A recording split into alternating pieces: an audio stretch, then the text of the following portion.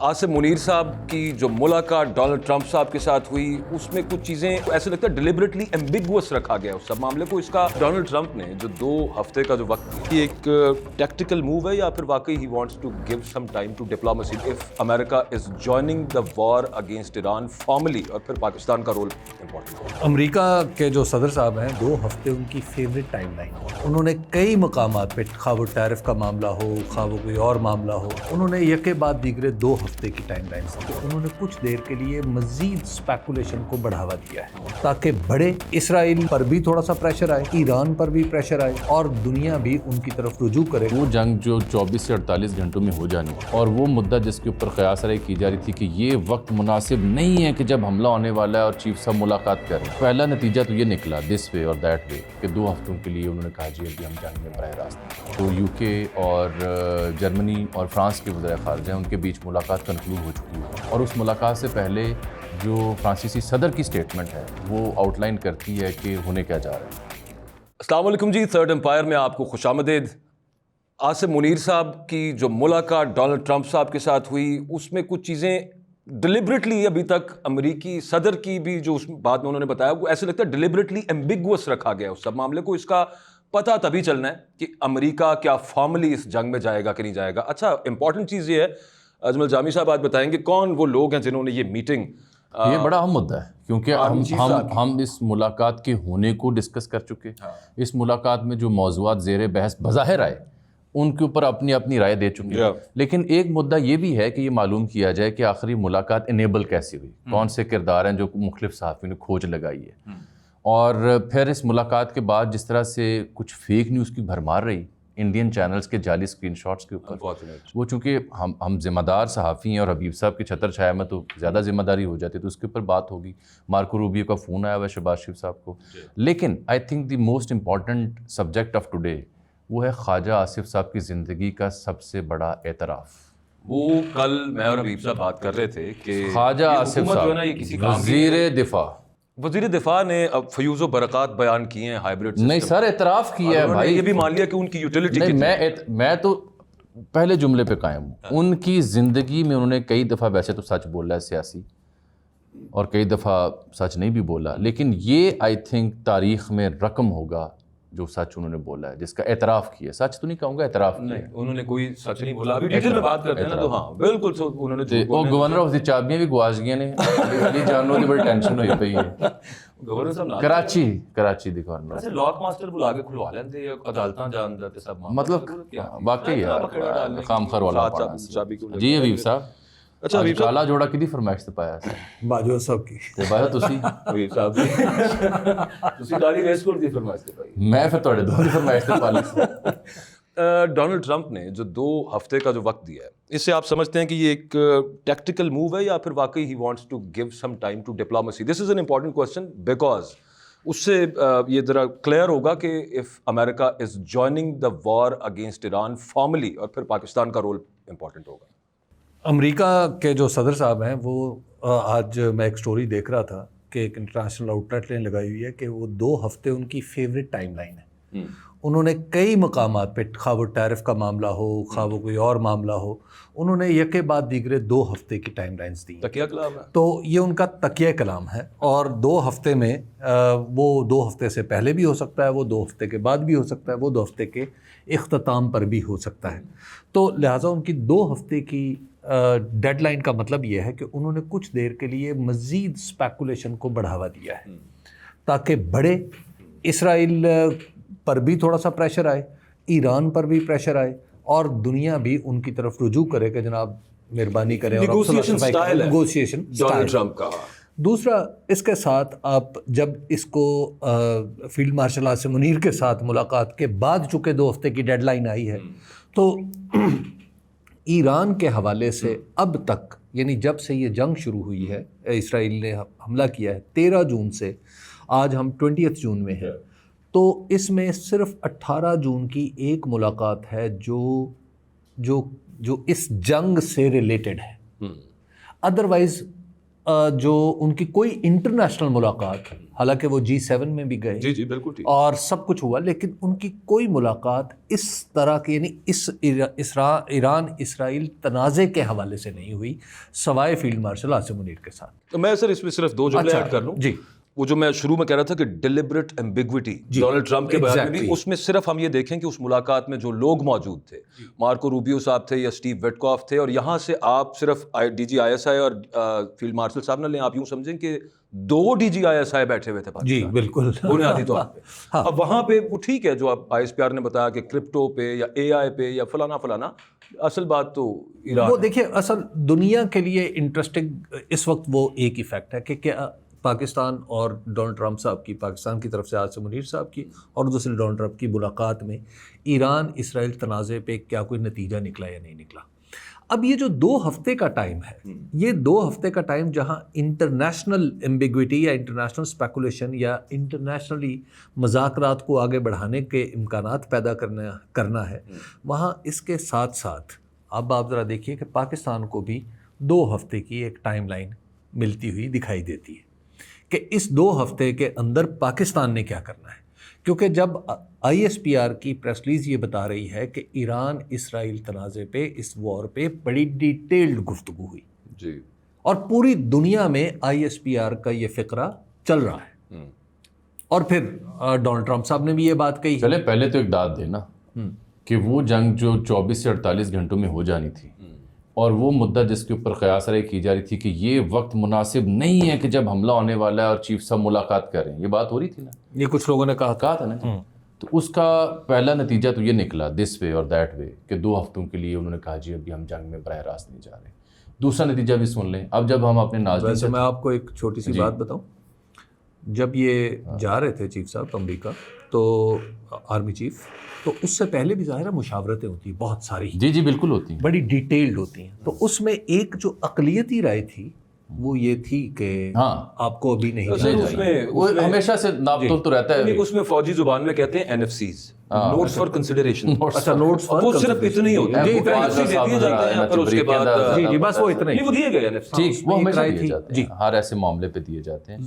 ایک تو وہ ہوا، دوسرا یہ ہوا کہ آپ یہ دیکھیے کہ آج جب ہم مخاطب ہیں اس وقت، تو چند گھنٹوں بعد جنیوا میں عراق کے جو ایران کے جو وزیر خارجہ ہیں اور جو UK اور جرمنی اور فرانس کے وزیر خارجہ ہیں، ان کے بیچ ملاقات کنکلوڈ ہو چکی ہوگی، اور اس ملاقات سے پہلے جو فرانسیسی صدر کی سٹیٹمنٹ ہے وہ آؤٹ لائن کرتی ہے کہ ہونے کیا جا رہا ہے۔ ایک تو مجھے ذاتی طور پر بڑی خوشی اس بات کی ہے کہ یہ جنگ جس میں امریکہ براہ راست آنے جا رہا تھا وہ رکتی ہوئی دکھائی دے رہی ہے۔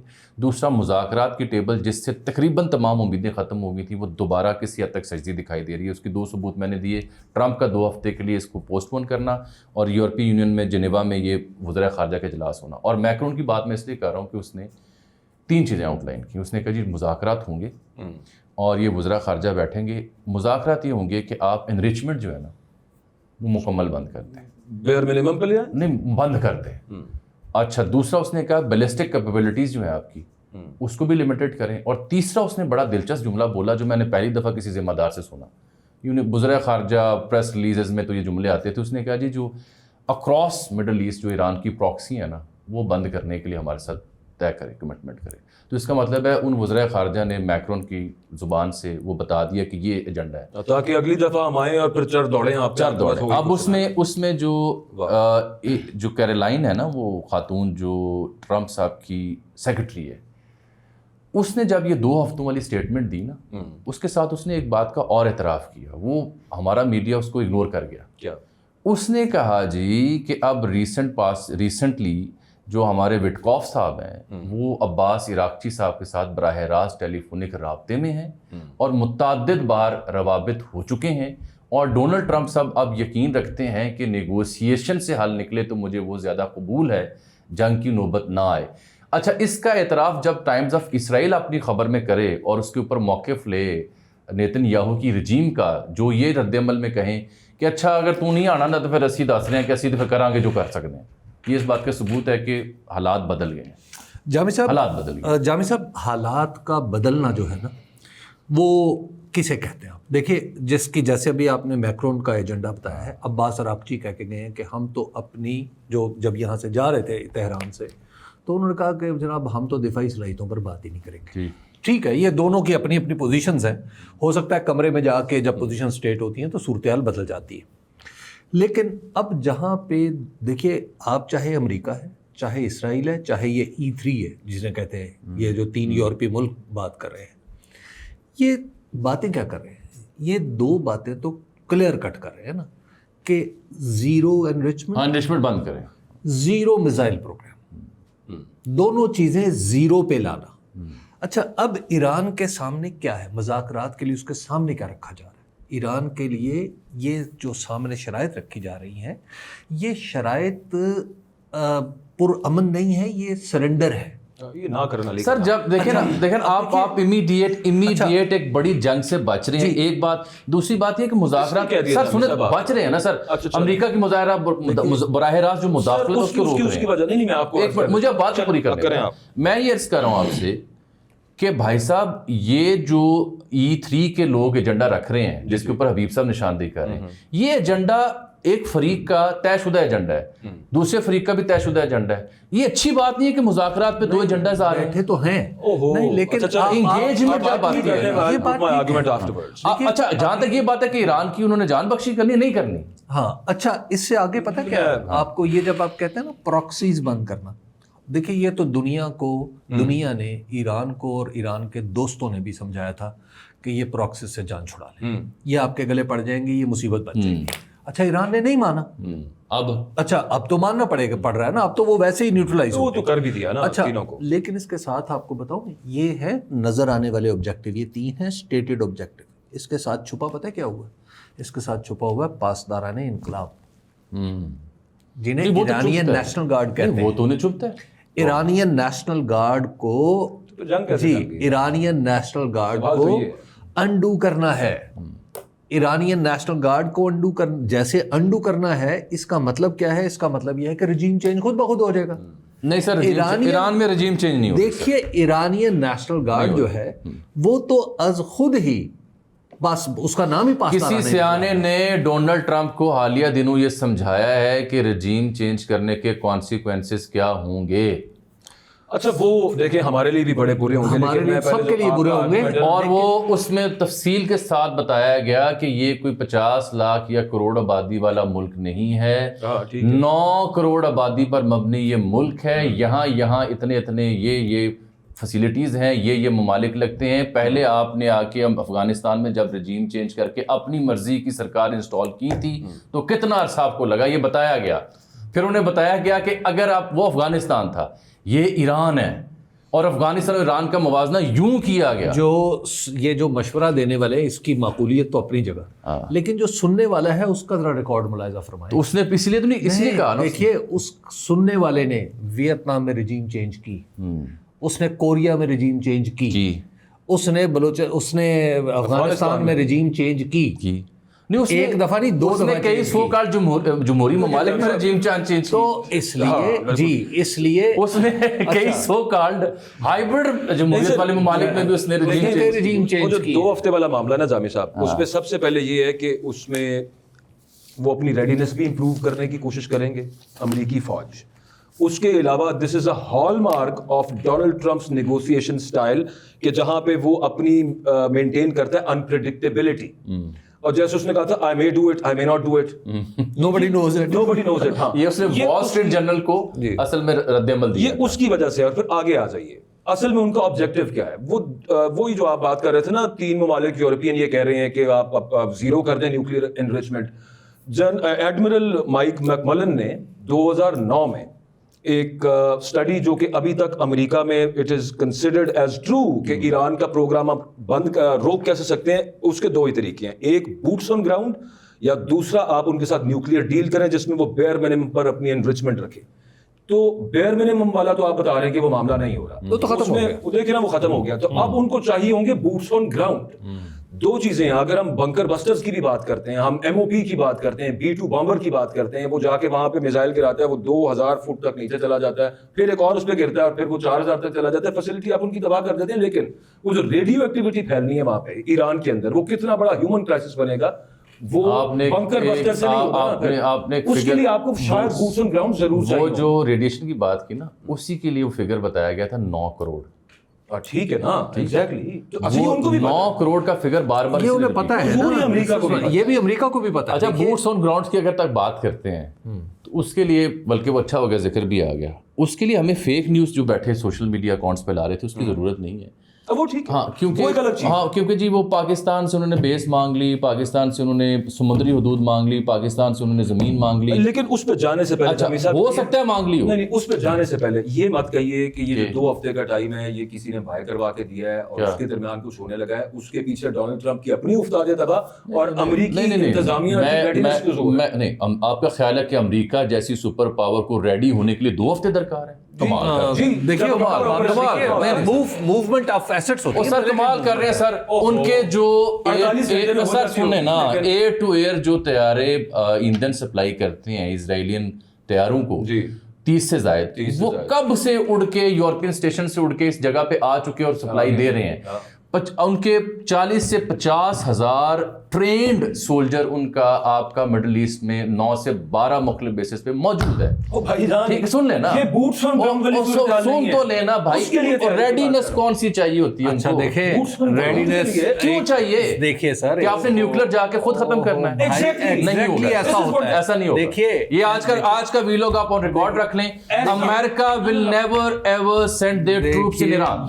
میں نہیں کہہ رہا کہ یوں ہوگا, میں آپ سے پاسبلٹی کی بات کر رہا ہوں کہ امریکہ کے اندر یہ ظاہر ہے. نہیں, وہ پرانا تھیسس ہے, لیکن ڈونلڈ ٹرمپ کے ہوتے ہوئے آپ امریکی فوج کسی ملک کے اندر جس طرح افغانستان میں انویژن ہوئی, اکبر اور اجمل, اس فقیر کی بھی کچھ سن لیں. اچھا آپ بھی بیٹھے ہوئے. دیکھیے بات یہ ہے کہ بوٹس آن گراؤنڈ لانے کے لیے اکبر کی بات ٹھیک ہے کہ آپ کو تیاری کرنا پڑتی ہے. تیاری کیسے کرنا پڑتی ہے؟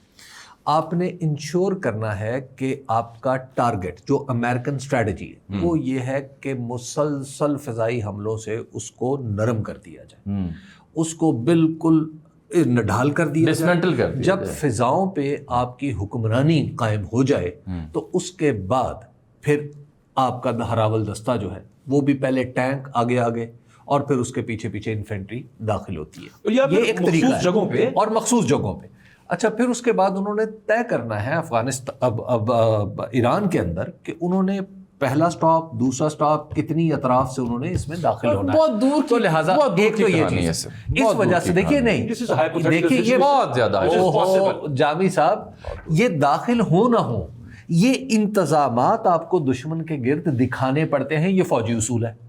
اچھا, اب ایران پہ اب تک انہوں نے ایک فائر بھی نہیں کیا امریکہ نے براہ راست. اچھا, گو کہ جو ہو بھی رہے ہونے کے توسط سے. آپ ذرا تصور کریں کہ جب یہ ان 2 ہفتوں میں, اس کے ایک فلپ سائڈ ہے اکبر, وہ یہ ہے کہ اگر ان 2 ہفتوں میں آپ نے ایجیٹیٹ کیے رکھا ایران کو اور ایران نے ایک امریکن کشتی بھی گرا دی, بہانہ مل جائے گا, ان کو بہانہ مل جائے گا. ٹھیک ہے نا, یہ جب ساری چیزیں ہو, جب یہ نقشہ جنگ کا جب آپ بنایا جا رہا ہے نا, ایک فوجیوں کے ذمہ لگا ہوا ہے. میں وال اسٹریٹ جرنل کی سٹوری پہ 100% بلیو کرتا ہوں کہ وہاں پر جو انہوں نے فوجیں ہیں ان کو حکم دے دیا ہوگا کہ آپ اپنا کام کریں. اور دیکھیے, اعلان جنگ صدر نہیں کرتا, یہ امریکہ میں ذہن میں رکھیں, اعلان جنگ کے لیے اس کو کئی پروسیسز سے گزرنا پڑتا ہے. سر وار پاورز ایکٹ ہے 1973 کا ان کا. اچھا, امریکہ کا اس کو یوزلی صدور میں سے بائی پاس امریکہ کا صدر کرتا کیا ہے؟ امریکہ کا صدر فوجیں موو کرنے کا اختیار رکھتا ہے. ہاں بالکل, جیسے اس نے فوجیں جیسے اس نے اپنے بحری بیڑے موو کیے, انہوں نے کہا اچھا جی وہاں سے ساؤتھ چائنا سی سے نکلو, یہاں پہ آ کے کھڑے ہو جاؤ, فلاں جگہ سے نکلو, فلاں جگہ سے آ جاؤ, فضائی قوت فلاں جگہ مجتمع ہو جائے, فوجیں یہ والی پوزیشن اختیار کریں. کیسے ہائپوتھیسس پہ آپ بات کریں یہ اس کی ساری بیس چیزیں ابھی knowing Trump and knowing Trump's government style اور اس کا جو کلیم کر کے آیا ہے اس کے اپنے ریپبلکن سینیٹرز جو ہیں ان کی ریزولوشنز آ رہی ہیں, ان کے اندر ایک رائے تقسیم ہوتی دکھائی دے رہی ہے. ایک منٹ ٹھہرے نا, میں کیوں ڈالنے کا دعویٰ کروں, میں تو چاچا تھا منڈا لگ رہا ہوں. میں یہ کہہ رہا ہوں کہ آپ امریکہ کے اندر کیا آوازیں اٹھ رہی ہیں اس پہ بات کریں. امریکہ میں اس کی اپنی پارٹی کے سینیٹرز کہہ رہے ہیں کہ ہم براہ راست مداخلت کے حق میں نہیں ہیں, کیونکہ جب تم نے میگا کا نعرہ لگایا تھا, میک امریکہ گریٹر اگین, ہم اس لیے تمہارے ساتھ آئے تھے. یہ جو لوگوں نے ووٹ دیا تمہیں اس لیے دیا تھا کہ تم نے کہا تھا ہم نے جنگیں نہیں لڑنی, تم نے نیٹو کا کلا کما کیا, تم نے فلاں فلاں یو این کے اداروں میں جہاں امریکہ پیسے دیتا تھا جنگوں کے لیے, نہیں آن ریکارڈ ہے نا, وہ تم نے واپس دھکیلی کہ یہ ہم نے کام نہیں کرنا.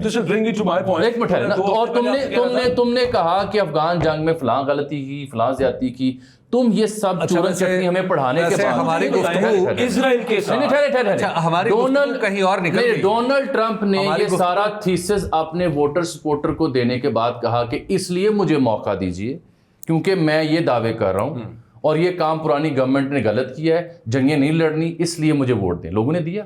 اب وہی لوگ اس کے درپے پہ ہیں, اسی کی پارٹی کے سینیٹرز اور کانگریس مین اسے خطوط لکھ رہے ہیں, ٹویٹس کر رہے ہیں, اور وہاں مباحثے ہو رہے ہیں کہ صاحب براہ راست. یہ ایک سے زائد فیکٹرز ہیں جس کی وجہ سے ڈونلڈ ٹرمپ نے ٹائم بائی کیا ہے. وہ چاہتا ہے دیکھیں, اور ڈونلڈ ٹرمپ اس کے ہدف ہے نوبیل پیس پرائز کے اوپر.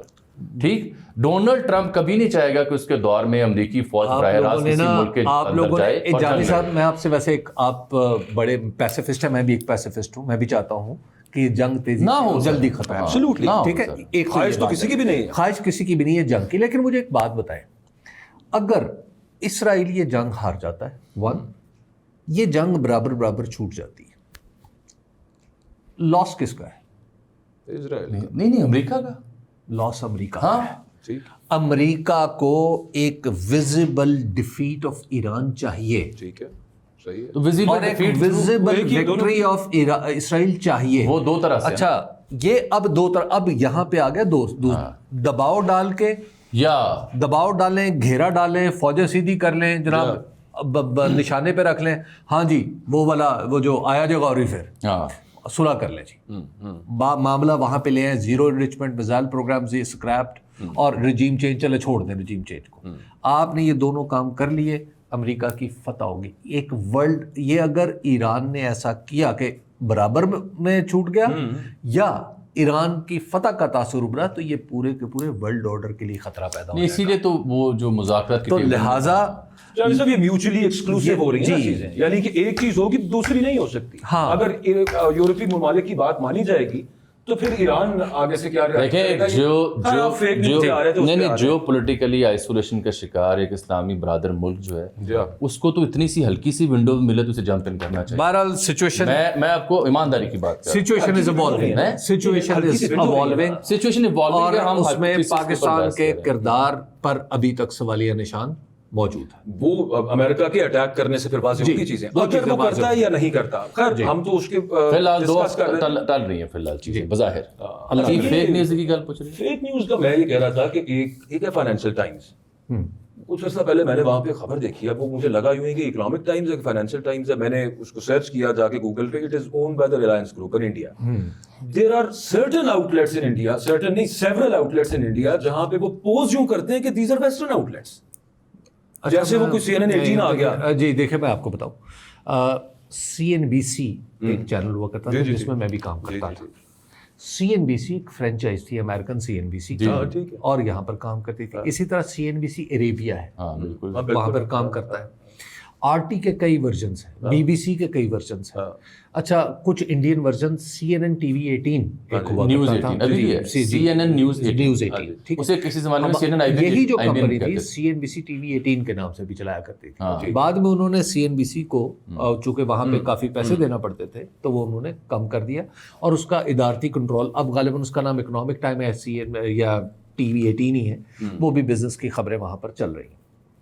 CNN TV 18 جو ہے, ہم سارے جانتے ہیں کہ وہ ایک انڈین آؤٹ لیٹ ہے. ٹھیک ہے, انڈین آؤٹ لیٹس ہم سارے نہیں جانتے. اچھا, بہت سارے لوگ شاید نہ جانتے. ہاں, وہ دھوکہ کھا جاتے ہیں. نہیں سر, آپ تو بڑی معقولیت پہ مبنی گفتگو کر رہے ہیں. اب ہوا پتہ کیا ہے, جی پہلے اسکرین شاٹ کو بتایا گیا کہ CNN کا اسکرین شاٹ ہے.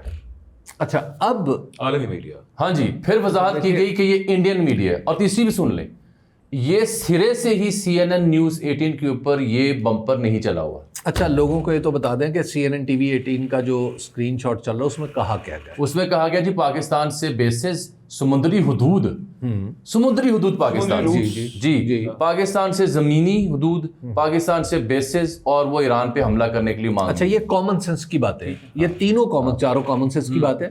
اس کی وجہ ہے کہ آپ بالکل خلیج فارس کے کنارے پہ بیٹھے ہو. ٹھیک ہے، ایک بات. دوسری بات ہے نقشہ دیکھیں تو فضائی حدود بھی ساتھ ہیں، کوئی بات ہے نا، ٹھیک ہے نا، اور جغرافیہ حدود ہے. اب یہاں سے ہوتی ہے شروع اسپیکولیشن. یہ تو نقشہ دیکھ کے آپ پاکستان کا سامنے گوگل کھولیں آپ کو پتہ چل جائے گا. جی ٹھیک. اچھا اب یہاں سے بات شروع ہوتی ہے کہ انڈیا میں یا اس طرح کی جو خبریں ہیں وہ پھیلا کون رہا؟ ٹھیک ہے نا، وہ ہمارا دوست تو نہیں ہو سکتا بھارت. ٹھیک ہے نا. بھارت نے یہ خبر ٹی وی 18 پہ چلائی ہے یا نہیں چلائی؟ میں کہہ رہا ہوں مجھے لگتا ہے چلائی. میں نے جی CNN نیوز 18 کی ٹرانسمیشن سارا اس کا آرکائیو دیکھنے کی کوشش کی. مجھے اس دیکھیں اگر اتنی بڑا پھٹا آپ نے مارا ہو تو اس کے اوپر ٹرانسمیشن چلتی ہے. بریکنگ نیوز کے اوپر ہم سارے ٹی وی سے وابستہ رہے ہیں، ان سے یہ توقع تو کی جا سکتی ہے نا کہ میں اگلی خبر دیتا ہوں، اگلی خبر بتاتا ہوں نا ایک آپ کو. ایک ہے دا ڈیلی گارڈین. جی ٹھیک. اب یہ بھی کوئی انڈیا کا کوئی چھوٹا موٹا کسی مسی انگریزی اخبار ہے. اس کی خبر اسی طرح کی تھی چھپی ہوئی. اس کو بھی کئی دانشوروں نے، یوٹیوبرز نے، ویلاگرز نے کہا گارڈینز ہم کا سمجھ لیا کہ گارڈینز. اچھا وہ خبر تھی بالکل چھپی اس اخبار میں، بالکل درست. As far as CNN news 18 is concern, تو بھائی صاحب اس کے اوپر کوئی ایک بریکنگ نیوز کا جب پھٹا چلتا ہے بھائی صاحب تو کیا ہوتا ہے؟ کوئی بیپر ہوتا ہے، کوئی گفتگو ہوتی ہے. بعض اوقات ایک مٹھ ہے نا، میں عرض کر رہا ہوں وہ سرے سے نہیں تھا، وہ فیک تھی. یہ جو ڈیلی گارڈین کی خبر تھی نا، یہ خبر بالکل چھپی ہوئی تھی. آپ کو یاد نہیں بڑے بڑے پھٹے چلا کے ایک دم خبریں غائب بھی ہوتی ہیں. بالکل ہوتی ہیں کہ نہیں ہوتی؟ اور سر پاکستان کے مخالف خبر انڈیا کیوں آف کرے گا؟ دیکھیے اب یہاں پہ ہو سکتا ہے انڈیا میں نے یہ، میں اس بات پہ میں شک کا اظہار کروں کہ ہو سکتا ہے چلائی ہو. ہم نے سر یہ میں سامنے بیٹھا ہوں، ہم نے ایک دفعہ بیت اللہ محسود مار دیا تھا اور پھر 15 منٹ بعد نکل آئے تھے. تو بہت ساری ایک دفعہ ایک ٹی وی پہ کہنے کا مقصد ہے اگر خبر درست ہے تو ڈیلیٹ کیوں کر رہے ہیں آپ باجو صاحب؟ آپ سر ڈیلیٹ کیوں کر رہے ہیں جامی صاحب؟ ایک خبر آئی تھی کہ چین نے بھارت کی پوری کو پتہ نہیں ریجمنٹ تباہ کر دیا، یاد ہے؟ وہ بھی پھٹا چلا تھا، پھر غائب ہو گئی تھی.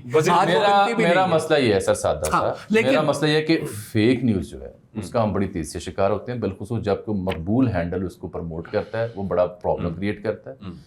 پاکستان، ہم سب پاکستانی ہیں، ہمیں اس حکومت پہ اعتراض ہو سکتا ہے، ہمیں اس سیٹ اپ پہ اعتراض ہو سکتا ہے، اور ہزار ہو سکتے ہیں، ہونے چاہیے، ہمارا کام ہے تنقید کرنا. لیکن ایسی فیک نیوز جس کی وجہ سے پروپیگیشن کو بہت انسٹیگیشن ملے یا گڑبڑ ہو اور آپ کسی اور کا ایجنڈا ٹو کریں، آئی تھنک دس از. دیکھیں ایک تو نا میں آپ کو عرض کروں، خبر کے لیے ہمیشہ آج کی دنیا، ہم جب رپورٹر تھے تو ہمیں کہا جاتا تھا کہ آپ نے خبر کے 2 سورسز لینے، ٹھیک ہے. اچھا آج کل کہا جاتا ہے کہ آپ نے 3 لینے، کہ ایک نیوٹرل بھی رکھنا بیچ میں، تب آپ کسی خبر کو صحیح طریقے سے جان سکیں گے. 1 2 دنیا میں انفارمیشن بہت زیادہ بڑھ چکی ہے. ہم جیسے لوگ جو براہ راست اس سے وابستہ ہیں وہ بھی کبھی کبھی خطا کھا جاتے ہیں. بالکل کھاتے ہیں. اچھا اور جو دیکھنے والے جو جن کو خبریں دیکھ رہے ہیں، عام لوگ جو صحافی نہیں، انہیں بھی چاہیے کہ ایک تو وہ صرف یہ نہ دیکھیں کہ ایک خبر ان کے پسندیدہ صحافی نے دی. خبر جو ہے وہ خبر ہر جگہ ایک سی ہوتی ہے.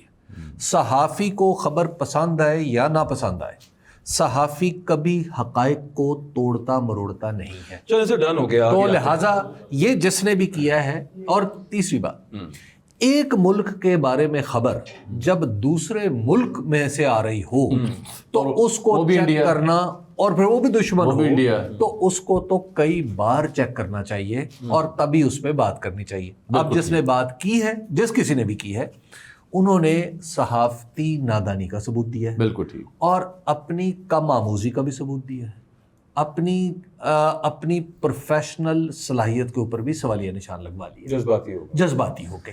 یہ خبریں اس طرح دیکھنے والی نہیں ہیں. دو مدعے. خواجہ آصف صاحب نے جو فیوز و برکات بیان کیے ہیں ہائیبرڈ سسٹم کے, میں ذرا لفظ بیان کرتا ہوں. میں 2-3 ہے نا, اس نے کہا hybrid model till we are out of woods.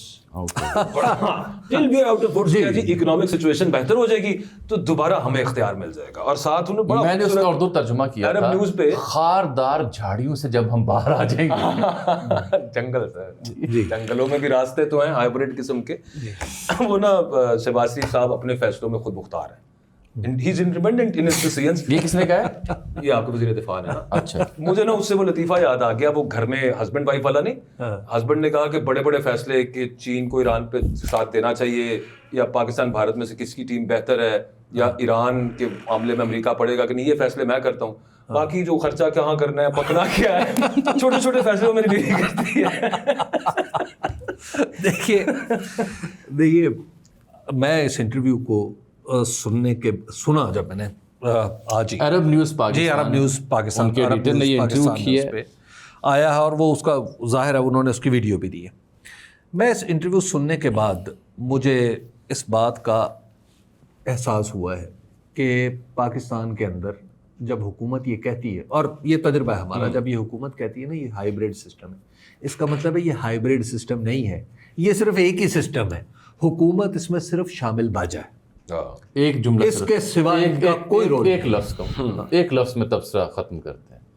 یہ فیس سیونگ ایک چھوٹی سی, میرا تو خیال ہے کہ یہ اعتراف کر کے فیس سیونگ نہیں, اپنے منہ پہ کچھ مل لیا گیا ہے, بس کوشش. اچھا, اور ابھی ہم نے, میں تو اس دن سے, جس دن سے الیکشن ہوا 8 فروری کا, میں اس دن کے بعد سے, اور بالخصوص جس دن مارکو روبیو نے فون کیا چیف آف آرمی اسٹاف کو 11 مئی کو, 11 مئی کے بعد یہ حکومت یہ ہائیبرڈ نہیں ہے. یہ اس حکومت کا کردار, مارکو روبیو نے ویسے شہباز شریف صاحب کو بھی آج فون کیتا سی, میرا خیال ہے ظاہر ہے انہوں نے کہا وہ بھی بیٹھے ہیں تھوڑے سے پیار محبت. تو اس حکومت کا کردار اب اتنا بھی نہیں ہے کہ جتنا آٹے میں نمک کا ہوتا ہے. اس حکومت کو کسی پولیٹیکل کیلکولیشن میں, کسی سیاسی تجزیے میں اب زیرو سمجھا جائے. جو ملاقات کیسی ہوئی پہ بھی روشن ڈالی تھوڑی سی. ایک اس میں رہ گیا نا بیچ میں.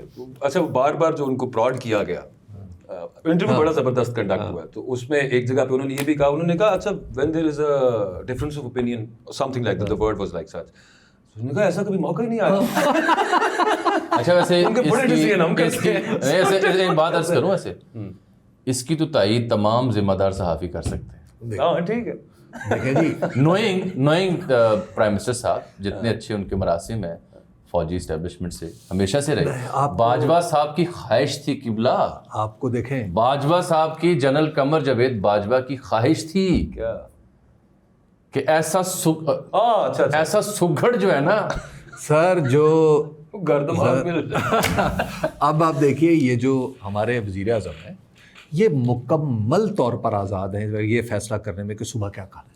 ہاں صحیح ہے. لنچ میں کیا ہوگا, رات کا کھانا اگر انہوں نے خود کھانا ہے, اگر وہ کہیں اور پنڈی یا کسی جڑواں شہر میں سر تہاڈی گل سونی تو وہاں جا کے تو ظاہر ہے مہمان جس کے مہمان ہو پھر فیصلہ وہ کرتا ہے. سر ہم آہنگی پائی جاتی ہے اداروں کے, ایک سیکنڈ. اچھا, اس کے بعد پھر یہ تو انہیں مکمل طور پر ان کے فیصلے. اچھا, میرا خیال ہے کہ ہاں آج کل ایک ریس بھی لگی ہوئی ہے اسلام آباد میں.